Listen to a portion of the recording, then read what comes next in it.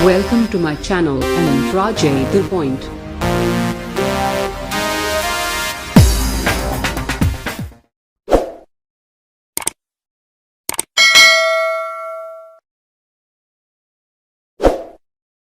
Welcome friends, general science के इस part 6 में हम आपका स्वागत करते हैं। आज हम लोग पढ़ने वाले हैं चाल एवं वेग के बारे में और त्वरण के बारे में और वृत्तीय गति के बारे में, ठीक ना।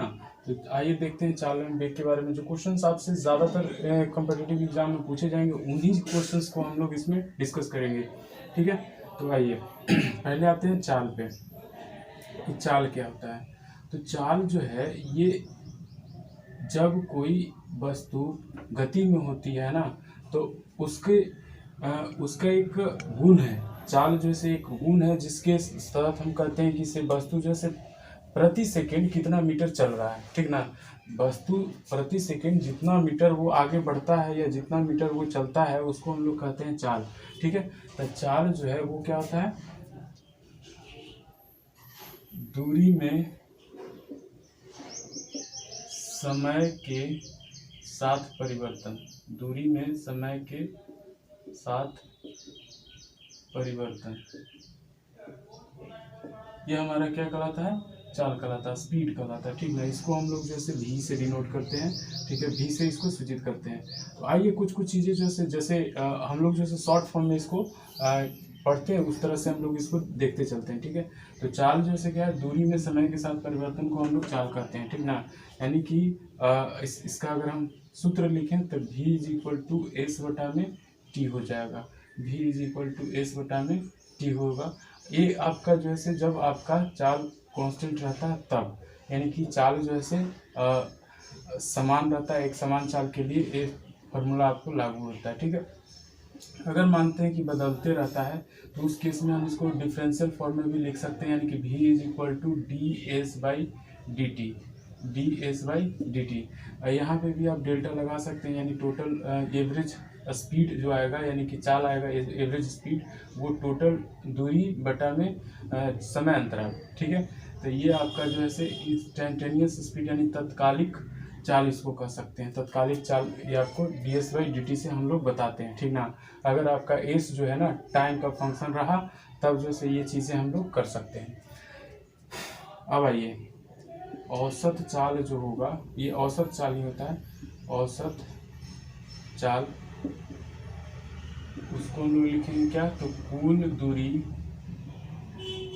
बटा में कुल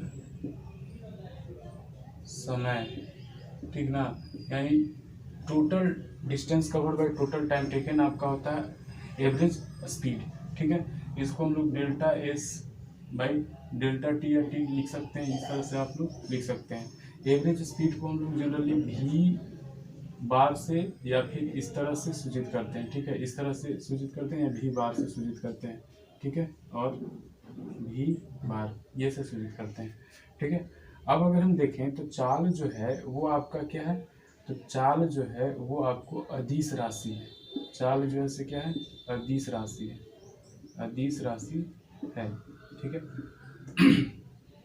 फिर अगर हम बात करें अदिश राशि है, इसका अगर मात्रक की बात करें तो मात्रक जो होता है, मात्रक वो कितना होता है, तो मीटर प्रति सेकंड, मीटर प्रति सेकंड। ये कौन सा एसआई मात्रक है, कौन सा है, तो एसआई मात्रक है, ठीक है। और अगर हम कहें कि सीजीएस मात्रक कितना होता है, सीजीएस मात्रक, सीजीएस मात्रक, तो ये हमारा होता है सेंटीमीटर प्रति सेकंड। और अगर कहें कि बीमीय सूत्र कितना होता है, बीमीय सूत्र कितना होता है, बीमीय सूत्र, तो ये हमारा बीमीय सूत्र जो हो जाएगा वो हो जाएगा m0 T - 1। ये कुछ क्वेश्चन जो है आपसे पूछे जा सकते हैं। चाल जो है वो उसका बीमीय सूत्र m0 T - 1। ये जो है आपका, ये चाल जो है वो आपको जब कोई वस्तु अगर गति करने लग जाती है ना, तो उस स्थिति में चाल जो है आपका जीरो हो सकता है, पॉजिटिव हो सकता है, नेगेटिव नहीं हो सकता है। यह जीरो हो सकता है, जीरो एवं धनात्मक हो सकता है, धनात्मक हो सकता है परंतु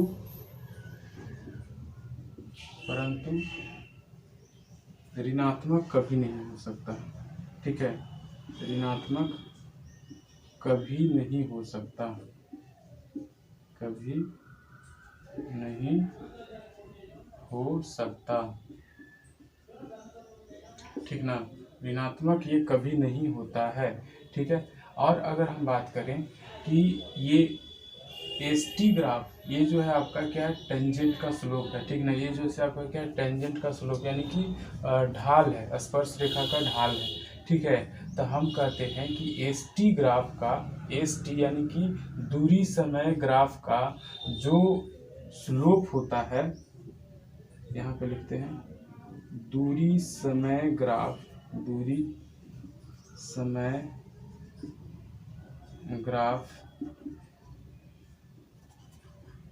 का ढाल यानी कि स्लोप हमको क्या देता है, तो चाल देता है, चाल बतलाता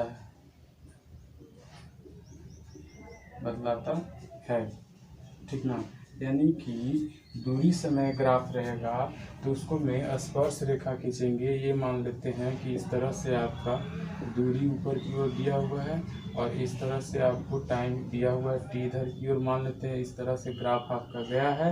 आपको पूछा जाता है कि इस पॉइंट पे ना कितना चाल है, तो इस पॉइंट पे हम क्या करते हैं कि स्पर्श रेखा खींच देते हैं। ठीक है, और ये वाला थीटा नाप लेते हैं कि कितना है। ठीक है, ये जितना थीटा रहेगा और इस थीटा को हम लोग टेन थीटा निकाल लेते हैं। ठीक है ना, जितना थीटा आता है 30 डिग्री 40 डिग्री जो भी आएगा उसका टेन थीटा निकाल लेंगे। वही जो है से हमारा क्या देगा, चाल देगा। वही हमारा जो है क्या देगा, चाल देगा। ठीक है, यानी कि दूरी समय ग्राफ का जो ढाल होता है इसी को हम लोग स्लोप बोलते हैं, ढाल बोलते हैं। टेन थीटा को ही क्या बोलते हैं, स्लोप बोलते हैं या ढाल बोलते हैं। ठीक है, तो ये जो ढाल है वो क्या देता है, चाल देता है। ठीक ना, दूरी समय ग्राफ का जो ढाल होता है वो क्या देता है, चाल देता है। ठीक है, ये चीजें, तो ये इतनी चीजें जो है से आपको याद रखनी है। एक और फिर से रिकॉल कर लेते हैं। तो चाल होता क्या है, तो दूरी में समय के साथ परिवर्तन ही चाल होता है। ठीक है, इसको v से डिनोट करते हैं, v से सूचित करते हैं, और v is equal to delta S by delta T, यानी कि दूरी बटा में समय हो जाता है। इसको अगर तत्कालिक चाल अगर लिखें तो D S by D T, यानी कि डिफरेंशियल फॉर्म इसको बोलते हैं। ठीक है, अच्छा, औसत चाल की अगर बात करें तो कुल दूरी बटा में कुल समय होता है, यही हमारा जो औसत चाल होता है डेल्टा एस बाई टी। यानी कि ये चाल की बात करें तो ये अदिश राशि होती है। कैसी राशि है चाल, तो अदिश राशि चाल होती है। मात्रक अगर देखें तो एसआई मात्रक मीटर प्रति सेकंड होता है, सीजीएस मात्रक सेंटीमीटर प्रति सेकंड होता है, बीमीय सूत्र m0 होता है। ये जीरो हो सकता है, धनात्मक हो सकता है, परंतु ऋणात्मक कभी नहीं हो सकता है, क्योंकि ये जो है सदिश राशि नहीं है। ऋणात्मक आपको सदिश राशि होती है, लेकिन ये सदिश है ही नहीं, तो ये ऋणात्मक नहीं होगी। दूरी समय ग्राफ का जो ढाल होगा वो आपको क्या देगा, तो चाल देगा। दूरी समय ग्राफ का जो ढाल है वो आपको क्या देता है, तो चाल बतलाता है। ठीक है, ये इतनी सारी बातें जो से आपको याद रखनी है। ठीक है, और अगर हम बात करें कि कुछ ग्राफ के बारे में और हम लोग डिटेल्स कर लेते हैं, इसको मिटा कर करके, किसे अगर आपका एक समान चाल है, अगर गति आपका जो है एक समान चाल है, एक समान चाल है, तो उस स्थिति में एक समान चाल में होने के लिए जो आपका दूरी समय ग्राफ होगा, दूरी समय ग्राफ जो होगा वो आपको एक स्ट्रेट लाइन होगा, चाहे वो ऐसे जाए ऐसे जाए ऐसे जाए कैसे भी जाए, लेकिन वो एक स्ट्रेट लाइन होगा। ऐसे भी हो सकता है। ठीक है, एक स्ट्रेट लाइन होगा, सीधा लाइन होगा। ठीक ना, वो जो है दूरी समय ग्राफ इसमें क्या होगा, एक सीधी रेखा होगा, सरल रेखा होगा। गति जब एक समान रहेगा तो दूरी समय ग्राफ जो है एक सरल रेखा होगा। ठीक है, दूरी समय ग्राफ जो है एक सरल रेखा होगा। ठीक है, अच्छा, अगर मान लेते हैं कि वेग, ये चाल समय ग्राफ की अगर हम बात करें, चाल समय ग्राफ की अगर बात करें, तो ये जो है से एक ये भी एक स्ट्रेट लाइन होगा, लेकिन किसके, तो समय एक्सिस के समानांतर। ऐसे हो सकता है, ऐसे हो सकता है, ऐसे हो सकता है, ऐसे हो सकता है, ऐसे हो सकता है, ठीक है, ये हो सकता है, लेकिन जो है ऐसे नहीं हो सकता, इंक्लाइंड नहीं होगा, ठीक ना। यानी कि ये जो तिरछी लाइनें थी ना, इसमें दूरी समय ग्राफ में होगा, लेकिन इसमें नहीं होगा। जब आपका नियत चाल है, यानी कि एक समान चाल है, तो उस केस में दूरी समय ग्राफ जैसे सरल रेखा होगा, वो आपको इंक्लाइंड सरल रेखा भी हो सकता है, या फिर सीधी सरल रेखा भी हो सकता है। लेकिन ये जो है चाल समय ग्राफ होगा, वो हमेशा जो है समय एक्सिस के, यानी समय के आपको जो है क्या होगा, वो समानांतर होगा, ठीक ना। समय अक्ष के हमेशा समानांतर होगा, किसके लिए, तो एक समान चाल के लिए। तो ये इतनी सारी बातें जो है बस याद रखनी है, इससे ज़्यादा क्वेश्चन आपसे नहीं करेगा, ठीक है। ज़्यादा से ज़्यादा क्वेश्चन अगर करेगा तो इस पे क्वेश्चन दे सकता है न्यूमेरिकल के रूप में, ठीक है। तो उसको भी हम लोग कर लेंगे। पहले एक बार जैसे सारी चीज़ों को एक बार पढ़ लेते हैं ओवरव्यू के रूप में, फिर उसके बाद जैसे क्वेश्चन हम लोग प्रैक्टिस करेंगे, ठीक है। ये हुआ आपको चाल। अब आते हैं वेग पे, ठीक है। तो वेग के लिए क्या होगा हमारा,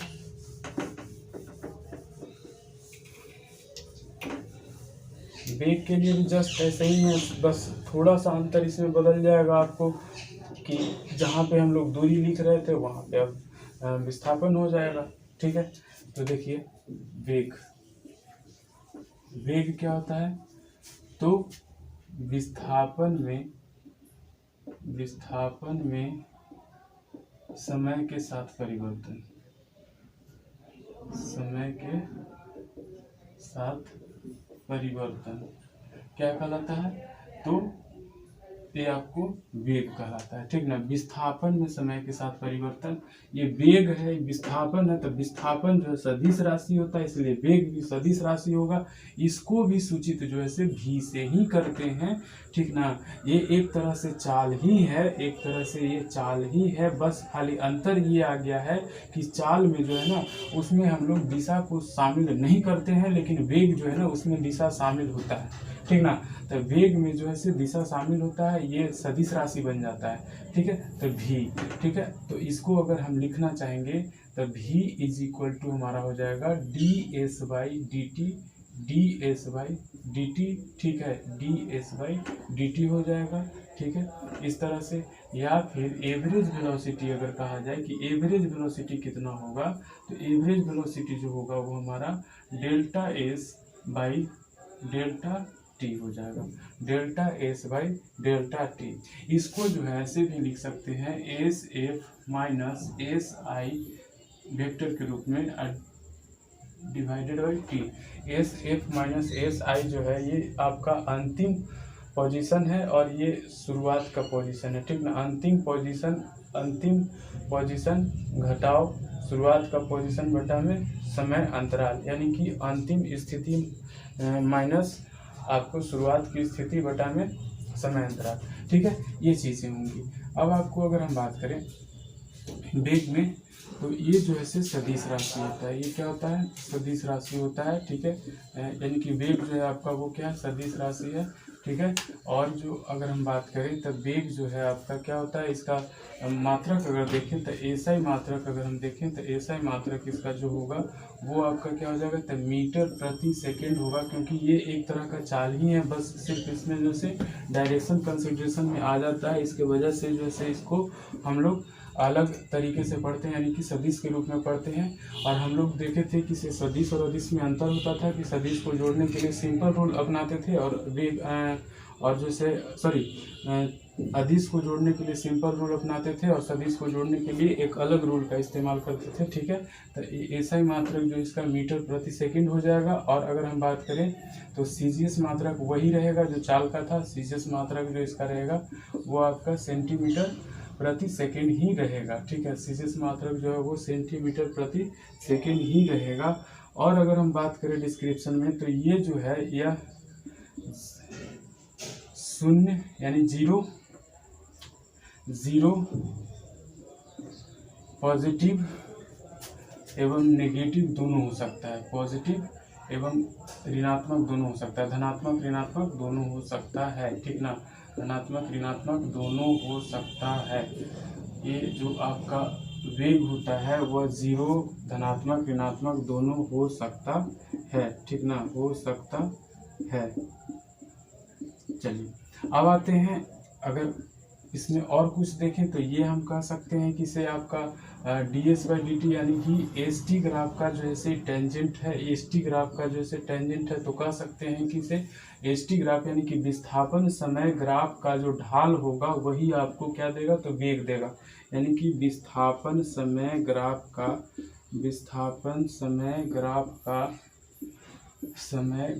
का जो ढाल होगा, ग्राफ का ढाल जो होगा यानी स्लोप, वो आपको क्या देगा, वो आपको ढाल वेग बतलाएगा, ठीक है। यानी कि आपको विस्थापन समय ग्राफ का जो ढाल होगा वो वेग बतलाता है, ठीक है। और अगर हम बात करें तो चूँकि ये विस्थापन सदिश है इसलिए ये सदिश हुआ, ठीक है। तो अगर हम इसको देखें कि ये विस्थापन समय ग्राफ कैसा होगा, तो विस्थापन समय ग्राफ जो है आपको इस तरह से हम दिखा सकते हैं। इस पे आपका विस्थापन है और जो है आपको इस पे समय है, ठीक है। तो अगर ग्राफ मान लेते हैं इस तरह से है, तो अगर इस पोजीशन पे आपको पता करना है कि कितना स्पीड है, कितना इसका वेलोसिटी है, किस डायरेक्शन में है, तो ये जो है आप पता कर सकते हैं। इस पे जो है टेंजेंट खींच दीजिए, टेंजेंट का जो डायरेक्शन होगा वही जो है वेलोसिटी का डायरेक्शन बन जाएगा। और साथ में इसका जो ये वाला एंगल अगर मेजर कर लेते हैं तो इसका tan थीटा ही आपका क्या कहलाएगा, वेग कहलाएगा। tan थीटा ही क्या कहलाएगा, तो वेग कहलाएगा, ठीक है। तो इस तरह से हम लोग जो है वेग को यानी विस्थापन समय ग्राफ से वेग को निकाल सकते हैं। यानी कि विस्थापन समय ग्राफ में जब स्पर्श रेखा लेते हैं तो उसका जो ढाल बनेगा यानी स्लोप आएगा, उसी को हम लोग जैसे वेग कहते हैं। और ढाल जो होता है वो कुछ नहीं बल्कि ये tan थीटा होता है, ठीक है। ये आपका वेग बनता है। इसी को हम लोग जो है ds/dt के रूप में भी लिखते हैं। इसी को हम लोग जैसे SI बटा में डेल्टा टी के रूप में भी लिखते हैं, यानी टी के रूप में भी लिखते हैं। जब ऐसे लिखते हैं आप तब ये जो है आपको आता है वो आता है एवरेज वेलोसिटी, ठीक है। ये जो आपका आएगा वो एवरेज वेलोसिटी आएगा, यानी कि औसत वेग, ठीक है। यहाँ पे लिख देते हैं हम कि औसत वेग अगर आपको पता करना हो औसत वेग, तो वो औसत वेग क्या हो जाएगा, औसत वेग जो है वो आपका हो जाएगा v औसत वेग is equal to SF minus SI बटा में समय अंतराल यानी कि टोटल टाइम टेकन, ठीक है। यानी कि कुल विस्थापन इसको बोलते हैं। SF माइनस SI जो है इसको हम लोग कुल विस्थापन भी लिख सकते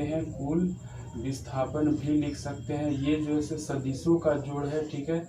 ये जो है आपको सदिशों का जोड़ है, एक तरह का जोड़ है। ये आपको माइनस दिख रहा है बट है एक तरह का जोड़, यानी कि कुल समय।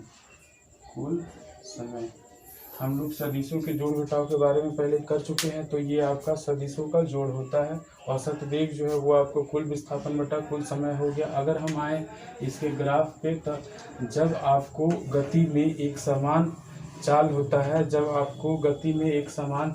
है और उसकी जो दिशा है वो भी अगर निश्चित हो, तो हम कह सकते हैं कि उसका वेग भी जो है निश्चित है। तो जब एक समान वेग हो, तो जो ग्राफ अभी आपने देखा है इसके लिए, चाल के लिए, वही ग्राफ जैसे इसके लिए भी लागू होगा। तो ST ग्राफ जो होगा यानी कि विस्थापन और टाइम का जो ग्राफ होगा वो आपको जैसे कैसा बनेगा, तो इस तरह से बन सकता है। यानी कि एक सरल रेखा होगा जो इंक्लाइंड भी हो सकता है और सीधा भी हो सकता है समय एक्सिस के, और इस तरह से भी हो सकता है। तो इनमें से कोई एक लाइन जो है आपको हो सकता है, ठीक है। और अगर हम VT ग्राफ देखते हैं तो ये आपको यानी कि वेग समय ग्राफ जब देखिएगा तो उसमें क्या होगा, इसे ये जो लाइन है आपको समय अक्ष के समानांतर जाएगा। ये जो लाइन है आपको समय अक्ष के समानांतर जाएगा। ये लाइन में से कोई एक लाइन जो से आपका ग्राफ बनेगा एक समान वेग के लिए, ठीक है। तो ये सारी चीज़ें जो है आपको लागू होता है किसमें, तो वेग में, ठीक है। तो ये हुआ हमारा वेग का कहानी खत्म। अब आते हैं हम लोग त्वरण पे।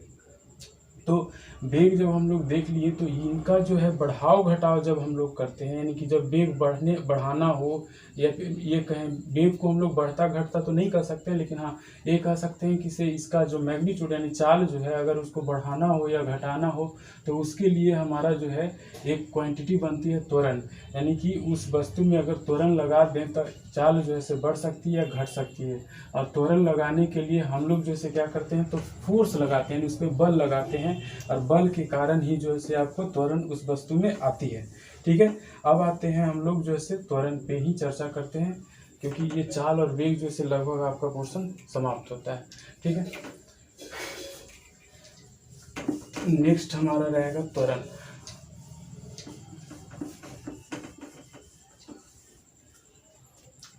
तो आइए देखते हैं त्वरण, एक्सेलरेशन। तो त्वरण क्या होता है, तो ये जो है आपका समय के साथ वेग में परिवर्तन होता है, या ये कहें कि वेग में समय के साथ परिवर्तन, समय के साथ परिवर्तन ही आपका क्या कहलाता है, तो त्वरण कहलाता है। वेग में समय के साथ परिवर्तन ही आपको क्या कहलाता है, तो त्वरण कहलाता है। अगर इसको में हम लोग देखें, इसको सूचित हम लोग जो करेंगे वो ए से सूचित करेंगे, और इसको अगर हम देखें तो लिखेंगे क्या, तो A is equal to D we by D T होता है, A is equal to D we by D T होता है। और यहाँ पे जो है से आपका वेग भी सदिश राशि है और त्वरण भी सदिश राशि है। ये भी सदिश राशि और ए भी सदिश राशि हो गया। ठीक है, तो ये तो आपका आएगा तो तात्कालिक त्वरण आएगा, ए जो आएगा आपको तात्कालिक त्वरण आएगा इससे। और ये भी देख रहे हैं कि ये D we by D T जो है क्या हो जाएगा, तो टेंजेंट का स्लोप आपका बन जाएगा कौन सा, तो ये वी टी ग्राफ का आपका टेंजेंट का स्लोप बन जाएगा, क्योंकि d we by D t हमेशा जो है आपको टेन थीटा को डिनोट करता है, और टेन थीटा जो होता है स्लोप होता है स्ट्रेट लाइन का। तो ये आपका वी और टी के ग्राफ का जो है स्लोप बनेगा। इसको अगर हम लिखें एवरेज एक्सेलरेशन यानी कि औसत त्वरण अगर लिखें, तो औसत त्वरण इज इक्वल टू आपको हो जाएगा delta we by delta T, यानी कि समय अंतराल। और इसको और लिख सकते हैं V F minus V I बटा में T, V F minus V I बटा में टी, इस तरह से भी आप लिख सकते हैं। ठीक है, सदिश राशि इसलिए इसको एरो के साथ हम लोग दे सकते हैं। अब अगर हम बात करें तो औसत त्वरण तो आपका यही रह गया, इसको अलग से नहीं लिख रहे हैं, यही आपका औसत त्वरण के रूप में आएगा। इसी को हम लोग एक अलग फॉर्मूले के रूप में भी देखते हैं क्या, किसे जनरली जो बुक में रहता है वो कि v2 माइनस v1 बटा में t के रूप में भी इसको देखते हैं, या फिर v a is equal to v minus u बटा में t is equal to v देखते हैं इसको। इसी तरह से फॉर्मूले आप देखते हैं। ठीक है, तो जहाँ पे आपका भी जो होता है अंतिम वेग होता है, और यू जो होता है शुरुआत का वेग होता है, और भी जो से टाइम होता है। ठीक है, तो इस तरह से आप लोग जो है त्वरण निकालते हैं। और अगर हम बात करें त्वरण की, तो ये सदिश राशि है, चूंकि जो वेग है वेग में समय के साथ परिवर्तन है, तो वेग सदिश है, तो ये भी सदिश राशि हो गया। ठीक है, यानी वेग के कारण से ये भी सदिश राशि बन गया। ठीक है, और त्वरण जो है ये आपका एसआई मात्रक अगर देखें, एसआई मात्रक इसका अगर देखा जाए तो हमारा क्या हो जाएगा, मीटर प्रति सेकंड हो जाएगा, मीटर प्रति सेकंड स्क्वायर, क्योंकि वेग का ही मीटर प्रति सेकंड होता है, तो नीचे फिर एक टाइम बन जाएगा, तो यानी मीटर प्रति सेकंड स्क्वायर हो जाएगा। ठीक है, अगर सीजीएस यूनिट देखा जाए तो सीजीएस मात्रक जो इसका बनेगा वो हमारा बन जाएगा सेंटीमीटर प्रति सेकंड स्क्वायर, क्योंकि टाइम का जो है हर एक तरह के सिस्टम में सेकंड ही होता है, इसीलिए सेंटीमीटर प्रति सेकंड स्क्वायर हो जाएगा। अगर हम इसका बीमीय सूत्र देखें, तो बीमीय सूत्र जो है वो आपका क्या हो जाएगा, बीमीय सूत्र आपको m0LT माइनस 2 हो जाएगा, m0LT माइनस 2, इसको सिर्फ LT माइनस 2 भी लिख सकते हैं। ठीक है, और अगर हम बात करें तो ये कह सकते हैं कि इसे आपको VT ग्राफ यानी वेग समय ग्राफ का जो ढाल होगा, वेग समय ग्राफ का जो ढाल होगा, वेग समय ग्राफ का जो ढाल होगा, ढाल यानी स्लोप होगा, वो क्या देगा, तो वो आपको त्वरण देगा, वो आपको त्वरण बतलाएगा। ये वेग समय ग्राफ का जो ढाल होगा वो आपको त्वरण बतलाता है। और अगर हम बात करें इसमें और कुछ ऐड करने की। तो ये आपको त्वरण का तो हिसाब किताब हो गया। आगे आते हैं, थोड़ा सा और इसको देखते हैं। तो अगर हम ले लें त्वरण है तो दो तरह से हो सकता है, या तो एक समान हो सकता है या फिर ये बढ़ता हुआ हो सकता है या घटता हुआ हो सकता है त्वरण, यही ना। तो जब आपको त्वरण एक समान रहेगा, जब आपको त्वरण एक समान रहेगा, एक समान त्वरण अगर रहेगा यानी कांस्टेंट त्वरण रहेगा, कांस्टेंट एक्सेलरेशन रहेगा, तो उस केस में हम कहें तो VT ग्राफ जो होगा हमारा, VT ग्राफ जो होगा वो इस तरह से रहेगा, ठीक है, या फिर इस तरह से रहेगा, ठीक है। और जो त्वरण समय ग्राफ होगा, त्वरण समय ग्राफ जो होगा, त्वरण समय ग्राफ जो होगा वो आपको इस तरह से होगा, समय h के समानांतर होगा, ठीक है। त्वरण समय ग्राफ जो होगा वो समय h के समानांतर होगा। वहीं अगर हम बात करें ST ग्राफ की, अगर बात करें यानी विस्थापन समय ग्राफ की अगर बात करें, तो विस्थापन समय ग्राफ जो है वो सीधा आपका बदल जाएगा। इस तरह का ग्राफ आपको हो सकता है, यानी कि कर्व होगा, ठीक है। विस्थापन समय ग्राफ जो है वो कर्व होगा, वो आपको स्ट्रेट लाइन यानी सीधी रेखा नहीं होगा, वो हमेशा कर्व होगा, वक्र होगा, ठीक है। तो ये आपका विस्थापन समय ग्राफ आपका बनेगा, ठीक है। और इसमें जो है आपको ये सूचित किया जाता है, जैसे जैसे हम किसी जगह पे आपने स्लोप खींचा, ये टेंजेंट का स्लोप खींचा, तो इस जगह पे उसकी वेलोसिटी को दर्शाएगा। और जैसे जैसे आप आगे बढ़ते जाएंगे वो ये दर्शाएगा कि स्पीड बढ़ रही है या घट रही है। ये जो स्लोप है, जैसे अगर स्लोप आपका बढ़ेगा, ये थीटा जितना बढ़ेगा उतना ही ज़्यादा आपका स्पीड बढ़ता हुआ रहेगा। अगर थीटा घटता है तो ये निश्चित रूप से घटता हुआ प्रतीत होगा, ठीक है। तो ये चीज़ें हैं, ये आपका त्वरण के हिसाब से सारा कुछ हुआ। अब हम अगर बात करें तो त्वरण में ही आपको दो तरह के त्वरण को पढ़ने के लिए मिलेगा। एक है आपका नॉर्मल यानी कि सेंट्रीपिटल केंद्रीय त्वरण, और एक हो जाएगा आपको लीनियर। आइए इसको कर लेते हैं।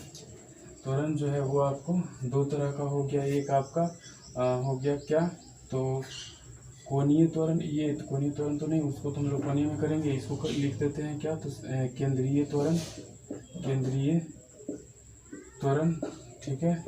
इसको हम लोग जो इंग्लिश में अगर लिखेंगे तो नॉर्मल एक्सेलरेशन या फिर सेंट्रीपिटल एक्सेलरेशन के नाम से जानते हैं, सेंट्रीपिटल एक्सेलरेशन के नाम से जानते हैं, ठीक है। इस एक में से आपको एक रेखीय त्वरण होगा, एक रेखीय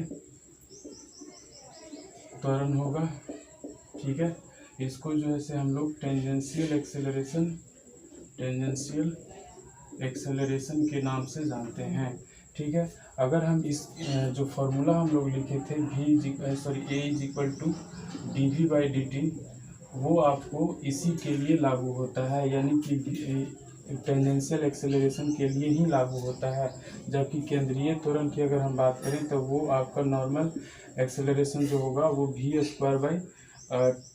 के बराबर होगा, v² के बराबर होगा। जब कोई इस तरह के रास्ते पर अगर कोई पार्टिकल चल रहा होता है, यानी कोई कण जो से इस तरह के रास्ते पे अगर चले, तो निश्चित रूप से हम कह सकते हैं कि इसका जो स्पीड कुछ इधर होगा और इसका जो स्पीड में चेंज जो होगा वो कुछ इस तरह से भी होना चाहिए, ताकि जैसे ये एक सर्कुलर रास्ते पे चल रहा है तो निश्चित रूप से ये किसी न किसी सेंटर के अकॉर्डिंग ये रोटेट कर रहा है, घूम रहा होता है।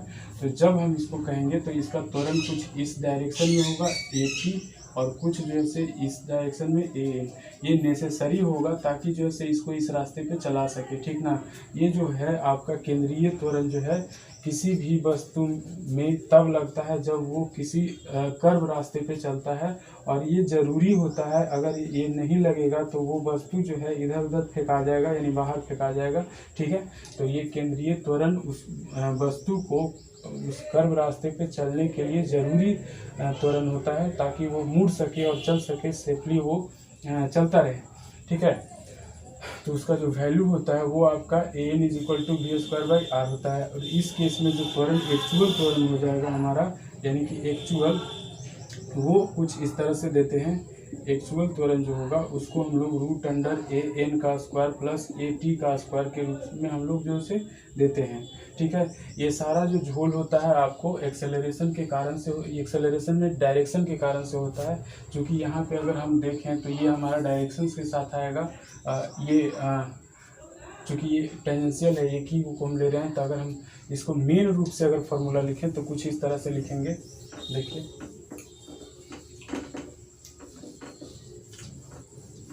ए इज इक्वल टू हम लोग लिख सकते हैं d we by D T, d we by D t, जहाँ पे वी जो है वेलोसिटी है तो वेलोसिटी को हम लिख सकते हैं d mod v by D t into n cap. N cap जो है से आपका वी के डायरेक्शन में जो है से यूनिट वेक्टर है, एकांक सदिश होता है। अगर इसको आप डिफ्रेंशिएट करिएगा तो ए इज इक्वल टू जो आएगा वो आएगा n cap d mod v by D t, ठीक है, प्लस में ये आएगा आपको मॉड वी का बाहर निकाल देते हैं और d n cap by D t. तो यहीं से जो ये आपका बनता है, ये आपको जो होता है वो होता है आपको क्या, तो ये आपका आ जाता है टेंजेंशियल ए टी, और ये जो है से आपको बन करके आता है फाइनल ए एन के रूप में, ठीक ना। यानी कि ये जो एक्सेलरेशन होगा, ये जो त्वरण होगा वो केंद्र की ओर लगता है, और ये जो त्वरण होता है वो आपको उसके स्पीड को बढ़ाने और घटाने में यूज होता है, ठीक ना। तो एक्सेलरेशन दो तरह का, एक आपका होता है क्या, तो टेंजेंशियल एक्सेलरेशन या स्पर्शी त्वरण होता है, और एक जो होता है वो आपका केंद्रीय त्वरण होता है, ठीक है। स्पर्शी त्वरण का काम होता है स्पीड को बढ़ाना और घटाना, स्पीड को बढ़ाना और घटाना काम होता है। और जो नॉर्मल आपका होता है बढ़ाना या घटाना, और ये जो आपका केंद्रीय त्वरण होता है इसको सिर्फ केंद्र की ओर लगना काम होता है, और उसको बैलेंस बना करके सेफली एक सर्कुलर रास्ते पे चलने के लिए, सर्कुलर यानी केंद्रीय रास्ते पे, केंद्रीय रास्ते पे या सर्कुलर रास्ते पे, वृत्तीय रास्ते, सर्कुलर तो वृत्तीय ना हो गया, वृत्तीय रास्ते पे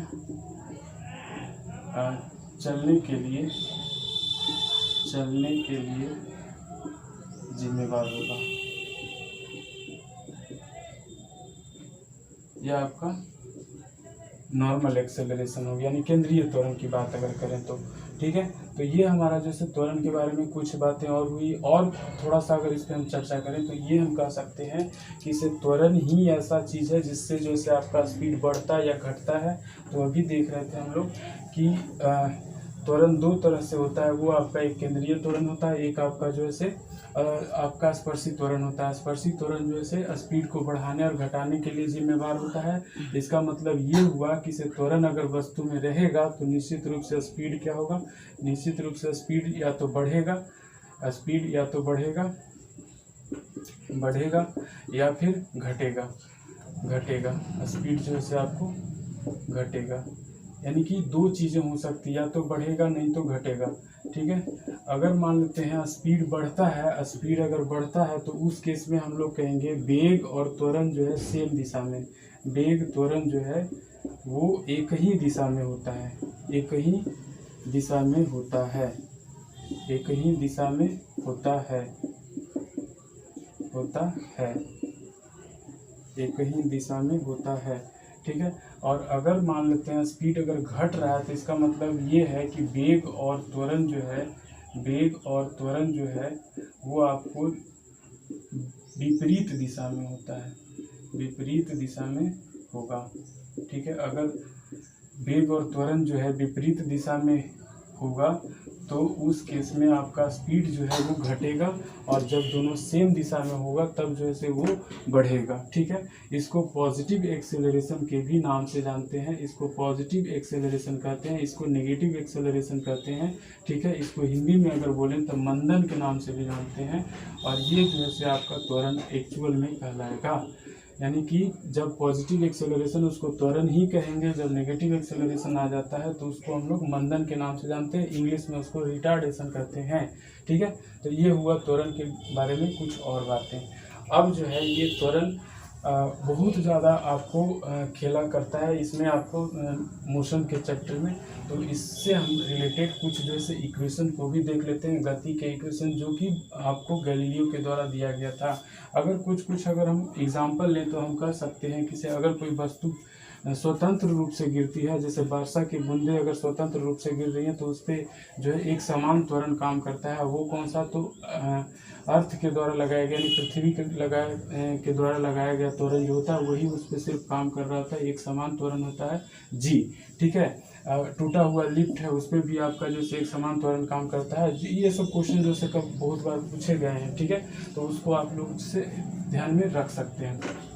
अब अगर हम बात करें तो समीकरण, गति के समीकरण, यानी कि गति के समीकरण, तो गति के समीकरण जो है वो गैलीलियो के द्वारा दिया गया था। ये 3 समीकरण होते हैं। एक होता है आपका v = u + at, और दूसरा होता है हमारा v² = u² + 2as, और तीसरा होता है हमारा s = ut + ½ at²।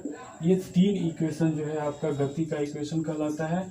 और इसमें जो है v आपका अंतिम वेग होता है, और u जो है वो आपका शुरुआती वेग होता है, प्रारंभिक वेग कह सकते हैं इसको, प्रारंभिक वेग। और अगर हम बात करें a का, तो ये जो है आपका त्वरण होगा, और s जो है वो आपका विस्थापन होगा, t जो है आपका समय है। ये आपका इसमें इस जो समीकरण में जो चीज़ें आ रही है उसका ये आपका डिटेल्स है। ठीक है, तो गति का समीकरण ये दिया कौन था? तो दिया गया था गैलीलियो के द्वारा दिया गया था। क्वेश्चन में आता है गैलीलियो और न्यूटन दोनों में सबसे ज़्यादा सोच समझ करके आदमी लगा देता है न्यूटन, क्योंकि गति का जो नियम है न्यूटन ने दिया है, लेकिन गति का जो इक्वेशन है वो गैलीलियो ने दिया है। ठीक है ना, गति का इक्वेशन जो है गैलीलियो ने दिया है, लेकिन गति का अगर बोला जाए कि गति का नियम बोला जाए कि गति का नियम, तो ये आपको न्यूटन ने दिया है।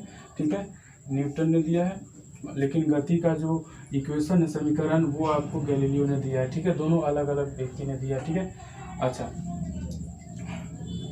गैलीलियो के द्वारा ही जड़त्व का नियम भी दिया गया था आपको। ठीक है, तो जड़त्व का नियम भी आपको इन्होंने ही दिया है, और इन्हीं के द्वारा जो है आपको गति का समीकरण भी दिया गया। ठीक है, तो अब आते हैं थोड़ा सा वृत्तीय गति पे चर्चा कर लेते हैं। इस पर ज़्यादा चर्चा नहीं करेंगे, थोड़ा सा चर्चा करेंगे। वृत्तीय गति पे हमारा जो है बहुत छोटा टॉपिक होगा। उसके बाद जैसे हम लोग बल के बारे में अगले वीडियो में देखेंगे। ठीक है, तो आइए, ये हो गया हमारा त्वरण खत्म। अब आते हैं वृत्तीय गति, इसको इंग्लिश में बोलेंगे सर्कुलर मोशन। वृत्तीय गति में क्या होता है कि कोई भी वस्तु अगर मान लेते हैं वृत्तीय रास्ते पे अगर चलता है तो उसको हम लोग कहते हैं वृत्तीय गति। कोई वस्तु जब वृत्तीय रास्ते पर चले तो उसकी गति को वृत्तीय गति कहते हैं। ठीक है, यानी कि जब वस्तु अगर आपको वृत्तीय रास्ते पर चल रहा है तो वो उसकी गति जैसे वृत्तीय गति कहलाएगा। ठीक है, सर्कुलर मोशन कहलाएगा, यानी कि इस तरह से चलेगा, v स्पीड से चल रहा है। मान लेते हैं इसका रेडियस r है। ठीक है, और अब जब वृत्तीय गति हम लोग पढ़ते हैं तो इसमें जो चीज़ें हम लोग अभी रेखीय गति में पढ़े थे, सब इसमें जैसे कोणीय वेग, कोणीय त्वरण, कोणीय विस्थापन के रूप में आएगा। यानी कि जो है से जो भी चीज़ें हमने पढ़ी हैं वहाँ पे वेग, त्वरण और चाल के रूप में, तो यहाँ पे सब जो है आपको कोणीय लग कर के आएगा। यानी कि जो त्वरण विस्थापन होगा वो भी कोणीय विस्थापन होगा। अगर वेग की बात करेंगे तो वो कोणीय वेग होगा, और अगर त्वरण की बात करेंगे तो कोणीय त्वरण होगा। और उन सब में रिलेशनशिप अगर हम देखें तो जो कोणीय वेग, अगर कोणीय विस्थापन की अगर बात करें तो कोणीय विस्थापन एक तरह का क्या है, तो एंगल है। इसको हम लोग थीटा से डिनोट करते हैं। ठीक है, इसको हम लोग थीटा से डिनोट करते हैं। अगर मान लेते हैं कि वस्तु यहाँ से यहाँ आ जाता है, पी पॉइंट से क्यू पॉइंट तक अगर आ जाता है, तो इसको ये जितना एंगल चलता है इसको हम लोग बोलते हैं कोणीय विस्थापन। इसको हम लोग बोलते हैं कोणीय विस्थापन। ठीक है, ये एक सदिश राशि होता है छोटे एंगल के लिए, और बड़े एंगल के लिए ये जैसे अदिश राशि होता है। तो इसको हम कुल मिला करके कह सकते हैं कि ये टेंसर क्वांटिटी हो गया, जो कि हम लोग को सिलेबस में नहीं है। तो कोणीय विस्थापन जो है क्या हो गया, यानी थीटा, यानी कि एंगल जितना होता है उसको हम लोग कोणीय विस्थापन कहते हैं। इसका यूनिट अगर देखा जाए तो यूनिट एसआई यूनिट अगर देखें तो एसआई मात्रक जो होता है वो आपका क्या होगा, तो रेडियन होता है। रेडियन आपको एसआई मात्रक होता है कोणीय विस्थापन का। ठीक है, डायमेंशन इसका नहीं बनेगा, डायमेंशन जो है एम एल टी के फॉर्म में होना चाहिए, तो ये जो है डायमेंशन इसका नहीं बनता है। ठीक है, तो कोणीय विस्थापन हुआ। अब अगर बात करें कोणीय वेग का, कोणीय वेग का, तो कोणीय वेग जो है ये कोणीय विस्थापन में परिवर्तन समय के सापेक्ष हो जाएगा। जैसे कि वहाँ पे विस्थापन में परिवर्तन समय के सापेक्ष आपका वेग कहलाता था, इसमें तो कोणीय विस्थापन लग जाएगा। ठीक है, तो क्या हो जाएगा, कोणीय विस्थापन, कोणीय विस्थापन अब बटा में समय। ठीक है, यह आपका क्या हो जाएगा, तो कोणीय वेग हो जाएगा, जिसको थीटा बटा में टी भी कह सकते हैं, यानी कि डी थीटा बटा में डी टी जो है से ये आपको हो जाएगा इंस्टेंटेनिक यानी तात्क्षणिक कोणीय वेग हो जाएगा। और इसको सूचित करते हैं हम लोग ओमेगा से, कोणीय वेग को सूचित करते हैं हम लोग ओमेगा से। ठीक है, ओमेगा इज इक्वल टू आपका क्या हो जाएगा, तो D theta by D T, D theta by D T, D theta by D T जो है आपका कोणीय वेग होता है। ठीक, D theta by D T जो है कोणीय वेग होता है, जिसको ओमेगा से डिनोट करते हैं। अगर हम लोग लिखें इसको कोणीय वेग और रेखीय वेग में संबंध अगर लिखा जाए, कोणीय वेग और रेखीय वेग में एक संबंध होता है, वो होता है क्या, v is equal to r omega होता है, v is equal to r omega होता है। कोणीय वेग और रेखीय वेग में संबंध होता है v is equal to r omega, जहाँ पे v जो है रेखीय वेग और ओमेगा जो है कोणीय वेग होता है। कोणीय वेग एवं रेखीय वेग में संबंध, रेखीय वेग में संबंध, वेग में संबंध। ठीक है, इसी तरीके से त्वरण अगर बात करें तो कोणीय त्वरण जो हो जाएगा वो आपका क्या हो जाएगा, तो D omega by D T, यानी कि कोणीय वेग में परिवर्तन समय के सापेक्ष हो जाएगा कोणीय त्वरण। कोणीय त्वरण अगर बात करें इसको अल्फा से डिनोट करते हैं, ये हो जाएगा क्या, तो कोणीय वेग, कोणीय वेग में परिवर्तन किसके सापेक्ष, तो समय के सापेक्ष हो जाएगा, यानी कि d omega by D t हो जाएगा, d omega by D t, alpha is equal to d omega by D t. अगर लीनियर स्पीड के साथ इसको, लीनियर एक्सेलरेशन के साथ इसको अगर रिलेट करें तो ये हो जाएगा क्या, ए बराबर आर अल्फा होता है आपका, ए बराबर आर अल्फा होता है, तो यानी कि हम लिख सकते हैं ए बटा में आर। ठीक ना, ये आपको जो है आ जाएगा क्या, तो कोणीय त्वरण और रेखीय त्वरण में संबंध। ठीक है, कोणीय त्वरण और रेखीय त्वरण, ये जो है आपका रेखीय त्वरण है, आर जो है रेडियस है इसका, जिस रास्ते पे वो चल रहा है। ठीक है, तो ये हमारा जो है वृत्तीय गति का एनालिसिस हो गया।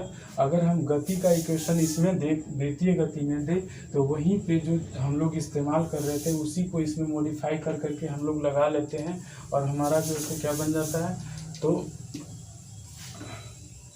इसका अगर समीकरण लिखेंगे तो omega is equal to omega naught plus alpha into T हो जाएगा, omega square is equal to omega naught का square plus 2 into theta, 2 into alpha into theta कर दीजिए, और ये आपका जो है एक बनेगा हमारा theta is equal to omega naught into t plus 1/2 alpha into t का स्क्वायर हो जाएगा आपको।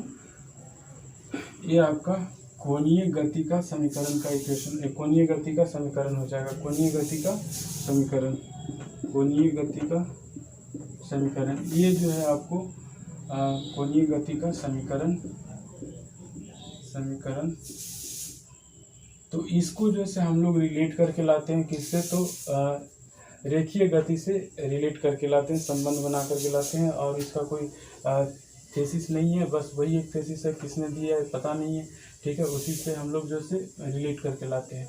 तो ये जो है हमारा आज का जो टॉपिक है वो ख़त्म होता है वित्तीय गति तक, और इसके बाद जो हम लोग पढ़ेंगे बल के बारे में पढ़ेंगे, ठीक है। चलिए, तो आज का टॉपिक आपको यहीं पर समाप्त होता है। अगर आपको ये वीडियो अच्छा लगता है तो शेयर कीजिए, सब्सक्राइब कीजिए और लाइक ज़रूर करें।